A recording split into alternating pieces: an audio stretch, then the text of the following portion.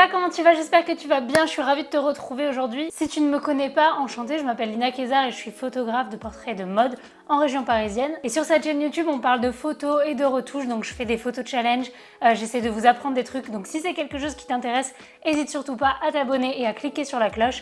Et si cette vidéo te plaît à la fin, n'oublie pas de mettre un pouce, ça m'aide énormément, alors je te remercie par avance. Alors pour la vidéo d'aujourd'hui, j'ai eu envie de faire un truc un petit peu plus fun, un petit peu plus simple. Vous me parlez souvent de retouches, vous me demandez des conseils en retouche, et je vous parle uniquement de Photoshop et Lightroom, parce que ce sont les logiciels que j'utilise pour la retouche. Mais certaines fois, on n'a pas forcément le temps de passer par tous ces logiciels, ou alors on n'a pas un ordinateur à portée de main, et donc je vous avais déjà fait une vidéo sur les applications utilisées pour la retouche photo sur le téléphone.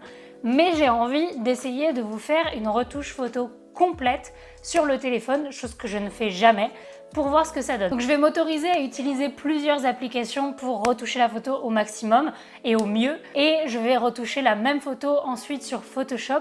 Je ne vais pas vous montrer la retouche sur Photoshop, ça fera peut-être l'objet d'une autre vidéo. Mais c'est juste pour pouvoir comparer ce qui est possible de faire sur un téléphone uniquement. Alors cette photo, elle a été prise lors du dernier workshop studio photo que j'ai donné. Donc déjà, merci à tous les participants de tous les workshops. C'était vraiment super de vous avoir, j'espère que vous avez appris plein de trucs et n'hésitez pas du coup à partager vos photos également. Donc cette photo, c'est une photo de Blandine avec un maquillage de Justine, donc je vous mettrai leur lien en barre d'infos. C'est une photo beauté et je voulais choisir une photo beauté parce que je voulais voir ce qui était possible de faire au niveau de la retouche de la peau avec les applications de téléphone. Alors la première application qu'on va utiliser, c'est Facetune. C'est une application que j'ai personnellement jamais utilisée, mais c'est celle qui m'a été recommandée pour tout ce qui est retouche de la peau, etc. Pardon. Ça, je vais couper le son. Voilà. Et donc du coup, je vais tester un petit peu comment ça fonctionne. Donc je connais pas trop l'application, mais je présume que pour lisser la peau, ça va être basiquement de flouter, ce qui n'est pas forcément le plus joli et ce que je vous recommande pas de faire sur votre touche. Mais bon, là, on va dire qu'on est des businesswoman ou businessman, on n'a pas le temps, on est sur son téléphone et on va retoucher sa photo rapido. Donc là, je vois que c'est lissé ou plus lisse. Je vais déjà essayer le lisser, on va voir ce que ça donne. Et on va commencer à colorier. Ouais, donc en effet, c'est ça. En fait, on fout un flou partout. On enlève tous les pores de la peau. C'est génial, c'est magnifique. Nous sommes des aliens, nous sommes des Sims et nous n'avons pas de pores. Bon, alors je présume qu'il faut juste, voilà, vraiment colorier partout. J'essaye de faire ça bien quand même, mais avec les outils que j'ai à disposition. Donc on va venir le faire petit à petit, un petit peu partout autour de la bouche. On n'oublie pas le cou et les mains parce que si on lisse le visage, on le fait également sur le reste de la peau. Et ça vaut pour de la bonne retouche sur Photoshop, etc. et de la retouche rapide sur le téléphone. Alors ça va, c'est que la modèle avait quand même une très jolie peau de base. Ce qui de toute manière est recommandé quand vous faites de la photo de make-up ou close-up, etc. Mais du coup là, les petits boutons, je les vois encore. On va essayer le plus lisse. Je sais pas ce que ça va donner. Ouais, bon, on les voit encore. Je vais juste mettre un coup de plus lisse un petit peu partout sur son visage, sur les grandes zones de peau. Et puis on verra ce qu'on peut faire après. Mais là, pour l'instant, c'est pas terrible, hein. Donc on a enlevé littéralement toute texture de sa peau. C'est génial. Alors là, voilà, on voit un petit avant-après. En fait, on a flouté son visage. Ensuite, je vois qu'il y a caché au niveau des cernes. Donc on va voir ce que ça donne. Alors, est-ce que là, il faut peindre ou est-ce que là, il faut juste mettre une jauge et il reconnaît tout seul? Non, je crois qu'il faut peindre aussi. Alors, caché au niveau des cernes. Il n'y a vraiment pas beaucoup de choses, beaucoup de cernes sur son visage de toute manière. Après, c'était le maquillage que je voulais comme ça, donc je ne vais pas l'altérer. Hop, voyons voir ce que ça donne. Ok. On va toucher à rien pour l'instant. Et ensuite, mat. Je ne sais pas ce que c'est, mat. Qu'est-ce que c'est? Pour atténuer les peaux brillantes. Ah bah non, moi je veux du brillant là. C'est pour ça que j'avais fait un make-up comme ça. Bon, ça, on ne va pas y toucher. Pour l'instant, on va valider. Alors ensuite, quels outils on a sur Facetune? Remodeler. Ça, je présume que c'est les nanas qui veulent se mincir et tout. On va juste voir ce que ça donne. Ouais. Bon, moi, je vais pas remodeler son visage parce qu'elle a un très joli visage et que j'ai pas envie de toucher à ça. je vais juste faire annuler, mais au moins on voit qu'il y a ça sur Facetune. Blanchir les dents, bah non, parce que du coup on voit pas ses dents. Les yeux, qu'est-ce que c'est ça? On peut changer la couleur de ses yeux, c'est ça? Ouh, c'est pas mal fait, franchement, c'est pas mal fait. Ok. Bon, là, je vais pas changer la couleur de ses yeux. Quoique... Je vais juste les rendre un peu plus bleus. Voilà. Parce qu'elle avait déjà les yeux bleus. Ensuite, qu'est-ce qu'on peut faire? Réflexion. On peut faire des faux reflets dans les yeux. Waouh! Et oui, ils sont à un level là incroyable. Non, on va pas y toucher non plus. Améliorer le blanc des yeux. Non, ça fait peur. Et les yeux rouges, on n'en a pas. Bon, on valide. Alors maintenant que j'ai utilisé... Oula, je sais pas ce que ça fait. Si, bref. Maintenant que j'ai fait la retouche de peau de base, j'ai scrollé un petit peu dans le menu, j'ai vu qu'il y avait l'option corriger. Donc je présume que c'est pour les boutons que j'ai pas pu enlever via le lissage de truelle de peau. Donc on va essayer avec les petits boutons. Ouais, c'est ça, c'est exactement ça. Alors, bon bah on va essayer. Hop, appliquer. On va essayer de faire comme ça. Bon, ça va être assez fastidieux, je pense. Si à chaque fois je dois faire comme ça, appliquer, appliquer. Bon. On va faire comme ça jusqu'au bout et puis on va voir ce que ça donne. Je pense que sur cette application, je ne pourrais pas faire plus parce qu'après je vais passer à la chromie. Et donc pour la chromie, je préfère faire ça directement sur Snapseed ou sur VSCO et tout, où j'ai un petit peu plus de marge. Donc je vais exporter ou enregistrer comment on fait ce résultat.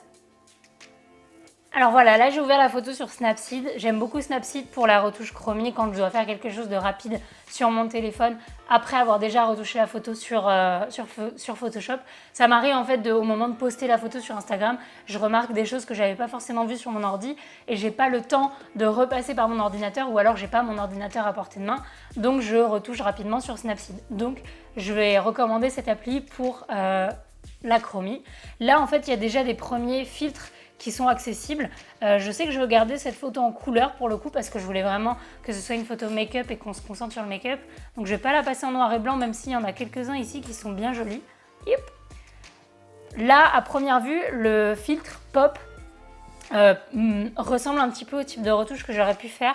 Donc du coup, je vais voir ce que ça donne. Ah non, pas du tout. Iou. Non, j'ai dit de la merde. Pourquoi c'est pas du tout le même rendu que... Non, bon bah on va pas faire pop alors. C'est bizarre parce que le rendu en dessous de l'écran, je trouve que c'est pas du tout le même que là. Tant pis. On va faire ça manuellement. Alors on va aller dans outils et je vais aller dans retouche et on va voir tout ce qu'on peut modifier. Donc luminosité. Allez, on va augmenter un tout petit peu la luminosité. Contraste. Pareil, on va augmenter un peu le contraste. Saturation. Youh. Alors...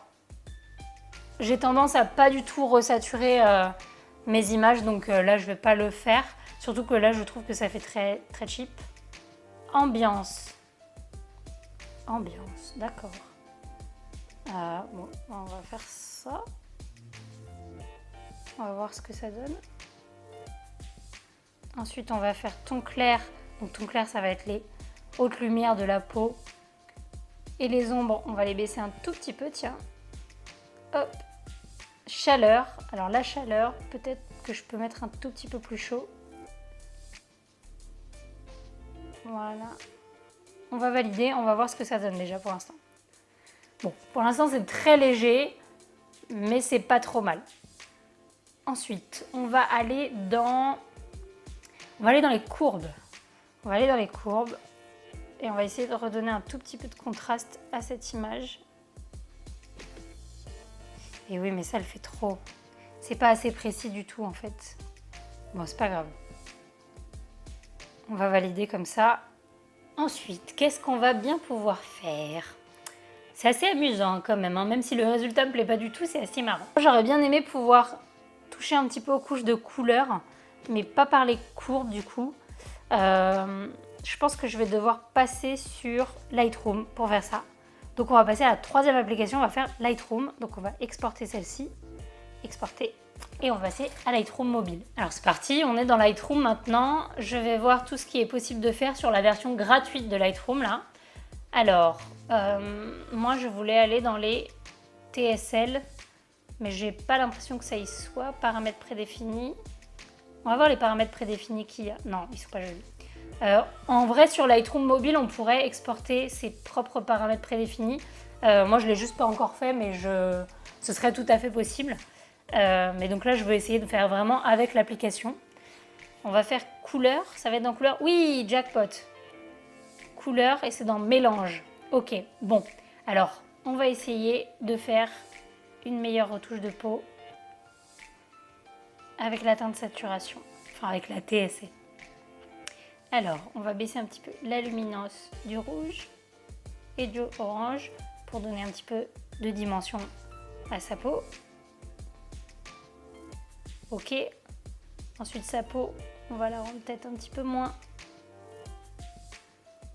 violette. Ok.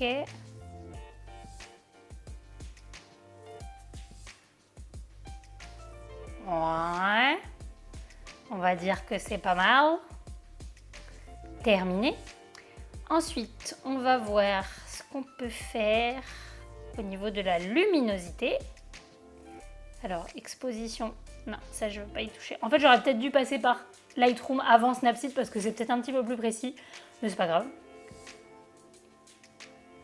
Ah, d'accord. Il prend en compte ce qu'on a déjà fait sur Snapseed. Le fait qu'il y ait noir, blanc, monter les hautes lumières, etc. Donc ça, c'est pas mal. Je savais pas. Et ensuite, on va aller dans détail et on va booster la netteté à balle pour retrouver un petit peu de grain de peau, peut-être, caché sous cette masse. Correction de l'objectif, non. Voilà, écoutez, je pense qu'on va pas pouvoir faire mieux. Alors je voulais m'arrêter là, mais finalement je me suis dit que j'allais peut-être revenir sur Facetune parce que je ne l'ai vraiment pas assez utilisé pour moi. Et j'ai quand même envie de voir ce qu'on peut faire niveau chromie dessus. Donc même si c'est pas forcément ce que j'aurais fait sur l'ordi, même si c'est pas très joli, j'ai envie de m'éclater et de voir ce qu'on peut faire. Donc je voulais voir dans les filtres. Tout à l'heure j'ai vu qu'il y en avait quand même plein. Je veux voir ce que ça donne. Alors on va les essayer un par un. Ouh, ça c'est pas mal. Ça c'est pas mal du tout en vrai. Oh d'accord, je peux appliquer une couleur un petit peu partout. Ouh, pour lisser la peau. Oh, c'est pas mal du tout ça en vrai. Wow, c'est trop bien. Enfin, c'est trop bien. Ça reste moins bien que Photoshop, mais c'est trop bien.